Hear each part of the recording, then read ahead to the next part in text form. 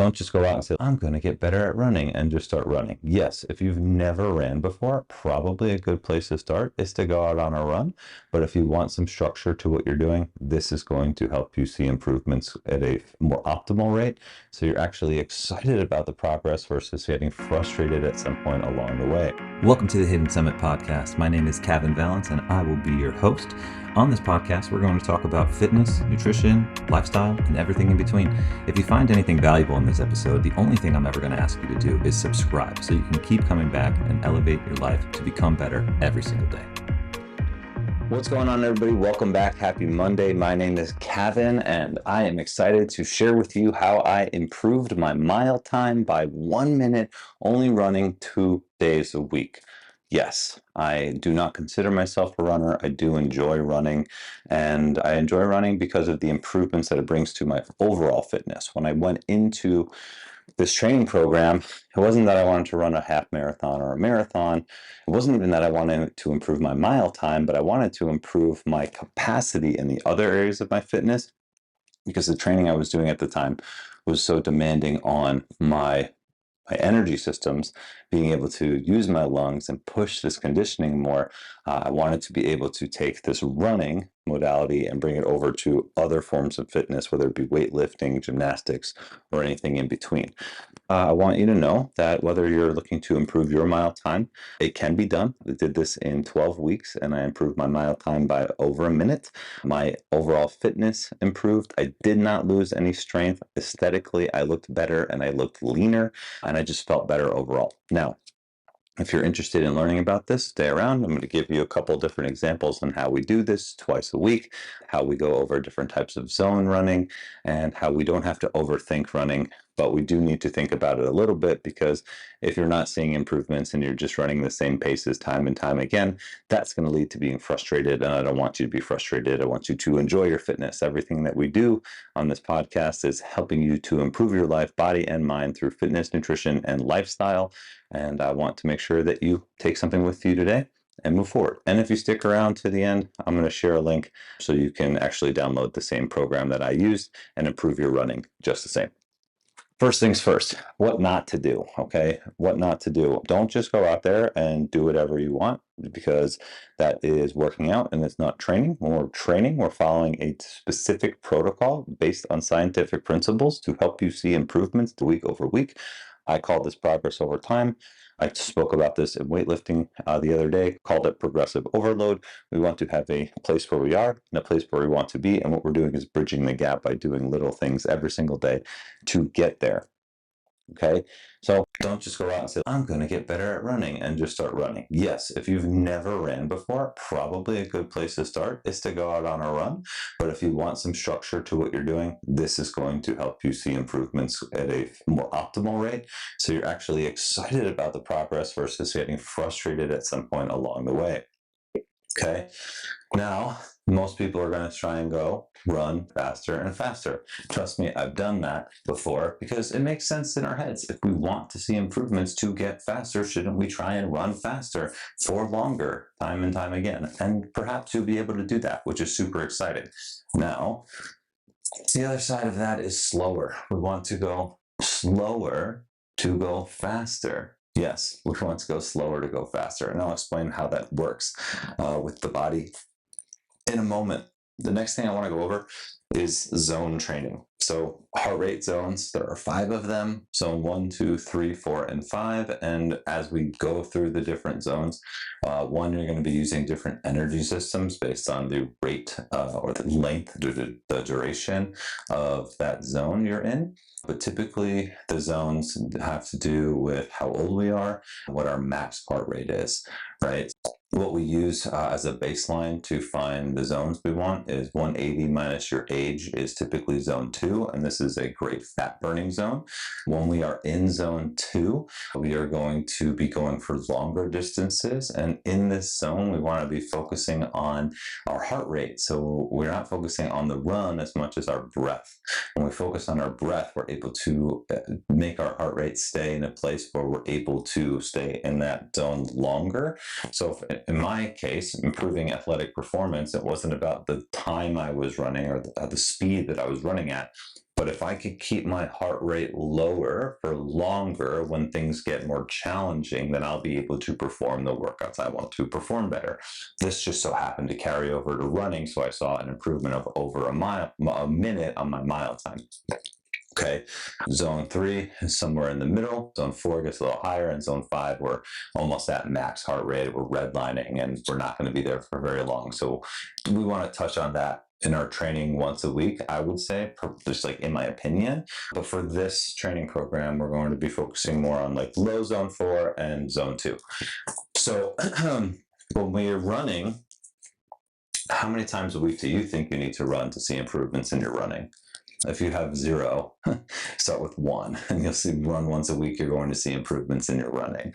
I did a 2-time-a-week program because when I told the person who I was working with that I wanted to commit to this, but I wanted to continue my other training, we made it so I only needed to run twice a week. And then the time frame for these runs, yes, it depends on the speed that you're running, but typically one day would take me 30 to 40 minutes, and the other day was a 60 1 hour run, 60-minute run. So if you can commit to 2 hours a week to improve your running, and in 8 to 12 weeks time see your running improve, and that's going to make you happy, great.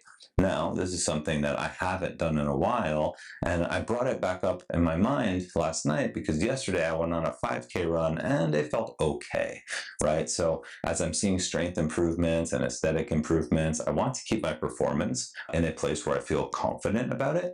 And this to me was a really easy way to get back into this same program so I can see improvements in my running week over week, which will help me in other areas of my fitness.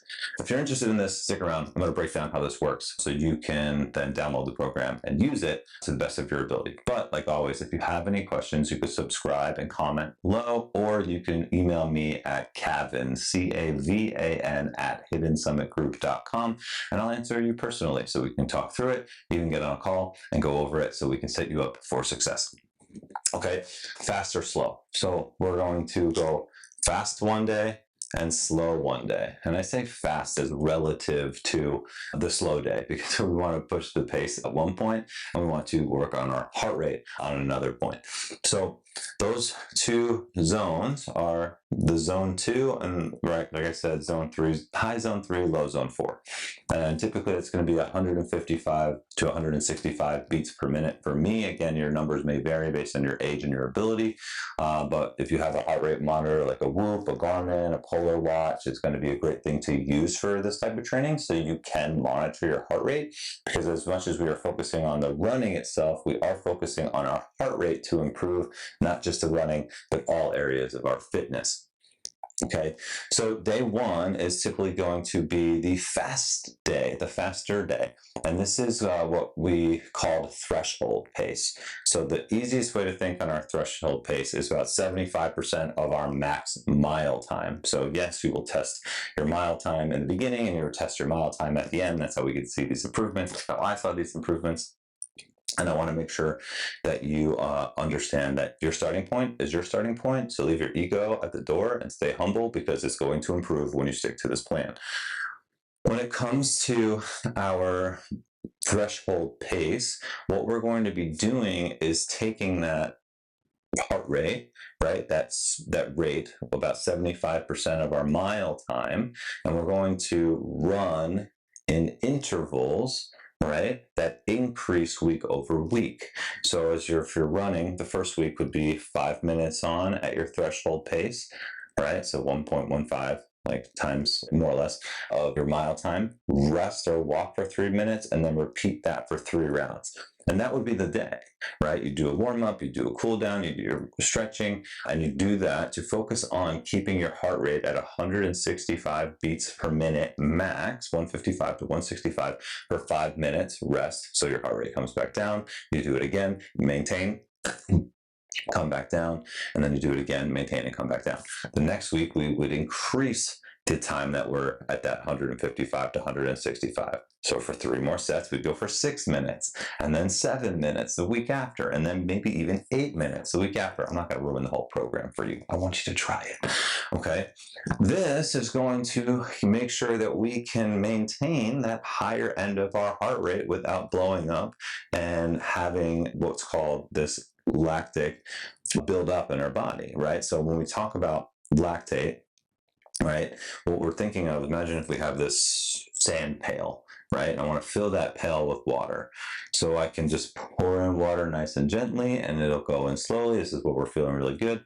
Or if I take the fire hose and I crank it in, what I'm going to be doing is you're going to be trying to fill up this bucket and it's just splatting out all over the place, which is going to leave that heavy, dense, almost painful feeling in your legs in this case, right? And we want to be able to flush that lactate out. So what we want to do is poke a hole in the top of that bucket. And by doing this training, we're making that hole smaller and then bigger and bigger so that as the water is flowing in, it's flushing out. And we're able to hold this rate, this intense rate, for a longer period of time. That would be one side of this. The other side of this training is the slow day. The zone 2 day. To find your zone 2, an easy way to go about this is 180 minus your age, and we want to stay there for a longer duration of time. I'm going to run my zone 2 training. I'm definitely going to have a Polar watch on or have my phone in my hand with my Whoop, which I don't like running with my Whoop because I can't monitor my heart rate, especially if I'm not on a treadmill. And believe me, I was using the treadmill for the fast day so I can track my paces a little bit better. And I was getting outside and running on the slow day because it was just boring running on a treadmill for 60 minutes. So when we do this, we want to make sure that we're managing our heart rate and we do not care about how fast we are going. The first time that I ran zone 2, within the first 800 meters, my heart rate shot up to 140, 150. And I was like, how the hell am I going to do this? It was 3-4 minutes into this thing. How the hell am I going to slow down and do this for an hour? Keep yourself humble. Walk. Any uphill, I would walk. Any uphill, I would walk. Any time my heart rate got up, I would slow down, I would walk. This run-walk strategy is a really great way to stay in a zone 2 when you're first starting. And there were some days later on where I could run the whole 60 minutes and keep my heart rate really low. And there were other days later on where I was tired or I didn't eat the right food or I didn't sleep well and I would wake up and I would have to run walk. But the point is not about how far you go, but it's about how low we can keep our heart rate for this extended period of time. If we're working one end of the spectrum and seeing how hard we can go longer and longer, and on the other end of the spectrum to see how low we can keep our heart rate for longer and longer, what that's going to do is increase your ability for fitness overall, because we're working both ends of the spectrum.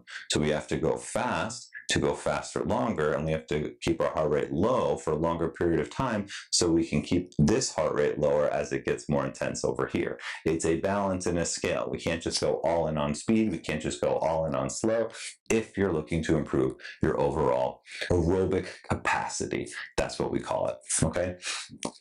So we went over the zone 2 and the threshold. There's one more thing when we get up into zone 5, right? When we're pushing that VO2 max, that's as fast as you can go and to get oxygen through your body until we aren't breaking down and losing any speed or losing any progress. So we'll touch on this in the training as well, but I won't go into that as much today.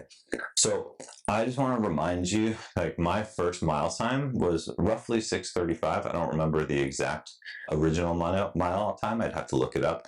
But the second one was 5:15. So in 12 weeks, by running twice a week and only going fast one day and going slow another day for an hour at a time, I was able to improve my mile time by over a minute, which is incredible. If you asked me in the beginning, could I run close to a 5-minute mile? And I really wanted that 5-minute mile, but that last 15 seconds is intense. But could I do it? I don't know. But I did, and I trusted the process. So if you want to improve your running, what I'm getting at here today is that there is a strategic way to go about it. And I want you to understand that about it. My way isn't the only way. There are plenty of ways to do this, but we do want to focus on our threshold pace, right? That 155 to 165 heart rate, and then that zone 2, that low, for me, like 125 to 140 the highest. I mean, say, but I tried to keep it at like 1.5 for my longer runs. If we're working both ends of the spectrum, what we're going to do is see improvements in our overall aerobic capacity, which means we're going to be able to on more challenging tasks with our fitness in this metabolic conditioning. Week over week over week, and a byproduct of that, if you're training it via running, is seeing an improved mile time. Now, could you row or bike or do other movements? Absolutely, but I'm here talking about a running program, and I want you to know that you can see improvements in your mile time by only running twice a week, going fast one day and slow one day, focusing on your heart rate, keeping your ego at the door, and making sure that you stick to the process, so you can actually see these improvements happen for you. So if you're interested in this program, all you have to do is click the link below and you can have access to it. If you have any questions, you can email me. If this helped you at all, or if you have any questions right now, you can comment below. Make sure you subscribe. I appreciate you being here. If this helps you, great. If not, come back again, because I'm going to try again tomorrow. I post a video every Monday through Friday, and I look forward to seeing you then. Thanks, everybody. Have a great day.